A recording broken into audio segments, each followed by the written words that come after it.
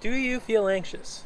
Anxiety disorder is the most common mental illness in America, um, and so many people are suffering from debilitating worries and fears, and quite frankly, it can be terrifying and make us not be the person we want to be. Now, anxiety is not just worrying, it is second guessing yourself, it is overanalyzing situations, whether it be socially or analytically, however that may be.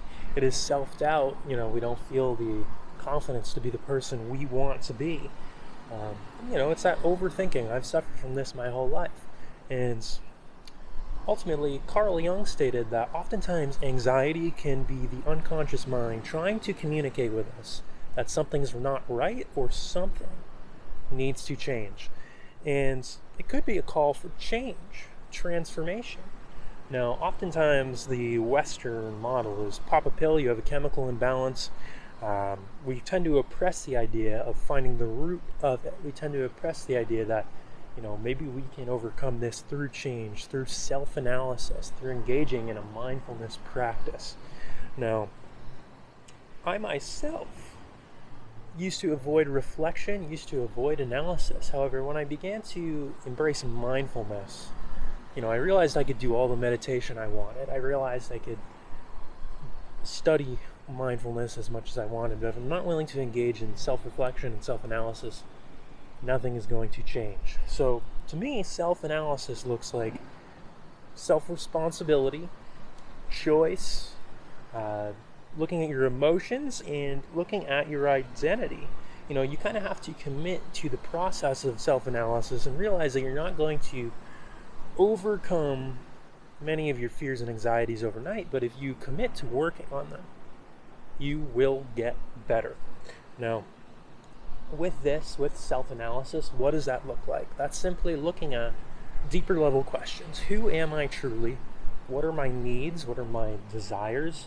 What is my place in this world? Who do I want to be when I wake up in the morning, when I go to bed at night, and everything in between? How am I presenting myself to the world? Am I following my passions? And when you start to follow those questions, seeking truth in those regards, you start to realize that many of the patterns we have as people simply do not align with that. And that is where a lot of our anxieties come from. That is where so many of the subconscious destructive behaviors we have generate from.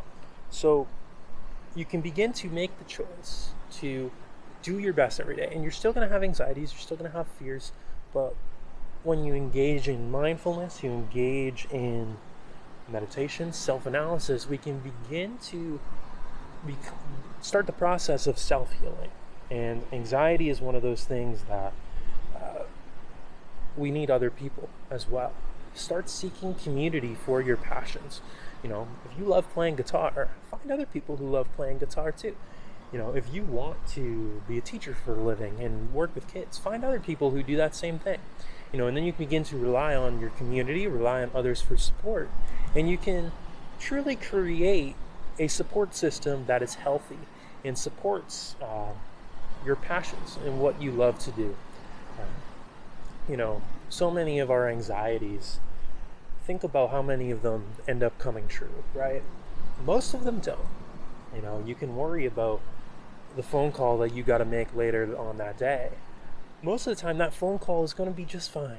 I have those same thoughts, those same feelings. A lot of it is just coming from a lack of security within ourselves about what it is we're doing, what it is that we believe in, the people we're surrounding ourselves with. And we need to begin practicing self-love. We need to begin practicing things that we love doing so we can feel confident in our abilities. We all bring a unique perspective to the world. We all bring unique talents. So when we begin to embrace these talents, we can truly rid ourselves of our anxieties because we feel full. We feel confident in ourselves as people. So I encourage you guys to make a list. What is 5 things that I really admire about myself? What are 5 things that I really like to do? And begin to analyze why you're attracted to these things. Why is it that you feel a passion for what it is? And then you can begin to pursue that, however that may look for you. If you're in a job you you dislike, make your free time towards what it is you love doing, and it'll give you more purpose. And the more time you put into it, the larger and larger it'll grow, and the more fulfilled you will feel. So, if you're struggling with anxiety, start self-analyzing. What is it you love to do? Begin in mindfulness practice, however that may be. Mindfulness is simply awareness, self-awareness, whether that be through meditation, journaling, you name it, artwork. There's a lot of different ways you can engage in mindfulness. And, seek community. People are wonderful when you begin seeking out of love and seeking through your passions. So I encourage you guys, be you, be yourself, because there's nothing else that you need to be in this world. That's all that matters in this life. Much love. Hope you all have a great rest of the day. Subscribe and like. Do whatever you please, I appreciate it.